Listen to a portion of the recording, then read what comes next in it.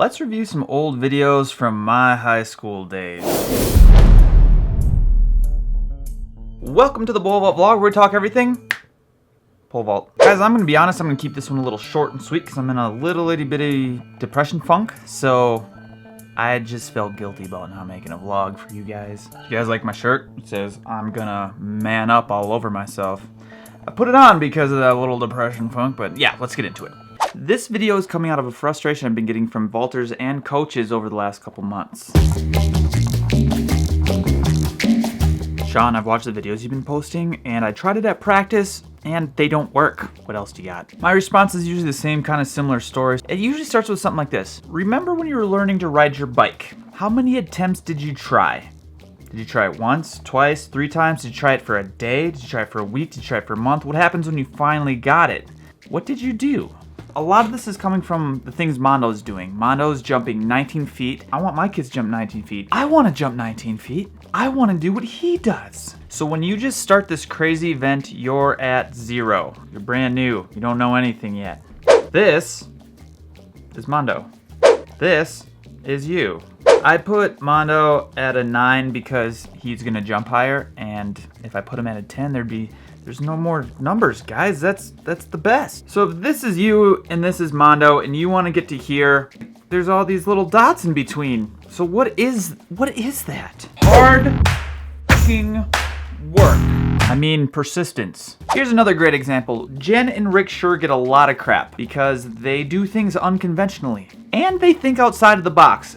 And when somebody thinks outside of the box, people who are in the box are like, no, get back in your box. Last week, Genscher jumped a world lead of 493, which is 16.2 3/4. And this was done at the age of 36, which is very unconventional because most pole vaulters, period, don't jump that long. People in the box say she shouldn't be jumping.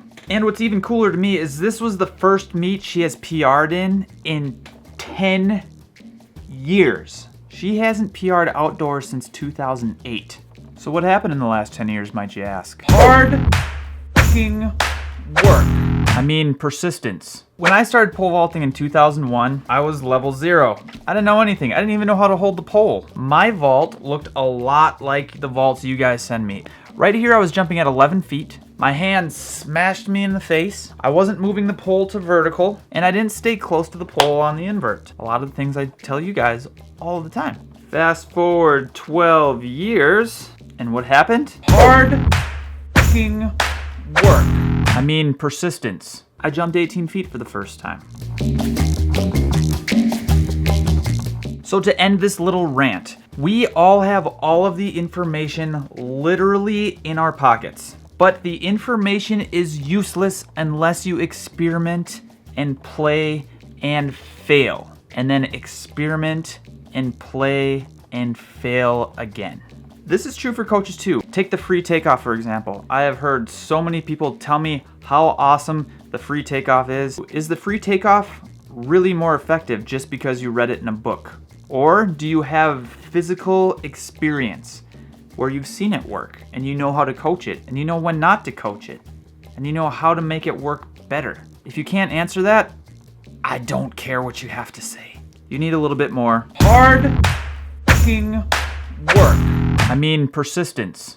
As I'm rewatching this, I would like to explain I love getting emails from you guys asking questions to help progress you forward on your journey. And the people who are watching this video are probably the ones who don't need to hear it. It's the people who aren't watching who probably need to hear it. You can't just know things. You need to play and experience so you can challenge what someone else has told you. That's how science works. If someone doesn't like the data that came out of a scientific research paper, someone's like, I'm gonna make a better one and disprove you. And if it disproves it, great. And if it doesn't, even better, because progress was made forward. Some people needed a work ethic check. That's all I'm trying to say. Let's review some videos. Ooh, I have a good idea. I realized I didn't really review my own video. So here's what we're gonna do. I want you guys to review my video from 2002? High school version of me, 2002. Let her rip in the comments, because I know you guys have been itching to do that forever. And then next week, maybe I'll throw my 2 cents in there. Alright, first video is from Marcus, and Marcus was pretty much just telling me that at practice, when he tries to go up a pole, even if it's just 5 pounds and it doesn't work, he gets demoralized and he's got this fear and he runs through and all this other stuff. So I don't do this very often, but instead of like critiquing a video, which in my opinion wouldn't have helped this situation, we kind of had this back and forth before and after every jump. I want you to write down the thoughts that are going on in your head. And when you get done, I want you to tally up and see what 2 thoughts are the most common. So long story short, this week now he's working on trying to compete with himself at practice. We went through this whole thing and we found out it's not the pole's fault, it's not the run's fault, it's not the vaulter's fault, it's not the condition's fault. It has to do with just this perspective you have in your head. So we're tweaking the perspective, we're gonna see what happens. I really abide by the pole vault is 80% mental and the rest is in your head. So I think this will be one of those examples where once you get this figured out, the vault stuff will get figured out on its own. But good jump, man. I'm really excited for you.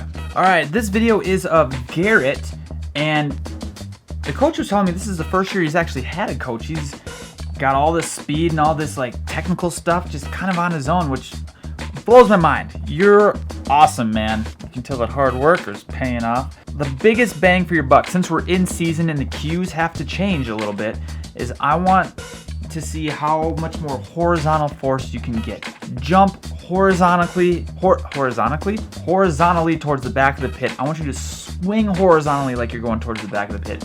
And once that happens, you get the right tool in your hand, you're gonna fly vertically and PRs are gonna come out of your butt.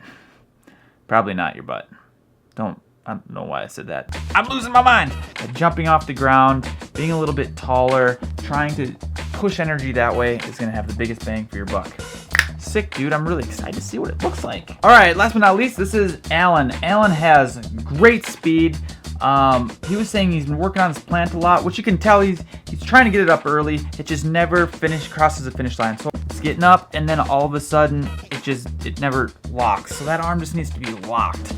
Looks really good, and when that arm's locked, the whole vault's gonna work so much better. So I sent him the plant video, how to lock that arm at takeoff so it picks you up off the ground versus smashing you, and good things will happen. Doing so many other great things, man. Good job, guys. Guys, that's about it for this week. Remember, there are more than one ways to pole vault. Try everything. If you like what I say, try that, and if it works, cool. If not, try something else. That's my philosophy. That's the only like core I stick to, is maybe what I'm saying is full of shit. So you need to test it and make sure it's not. And if it works, cool. And if it's not, try something else so it's not full of shit. There's dogs barking. I'm tired. Yeah. Guys, life's meant to be experienced, and curiosity will get you there. I will see you next week.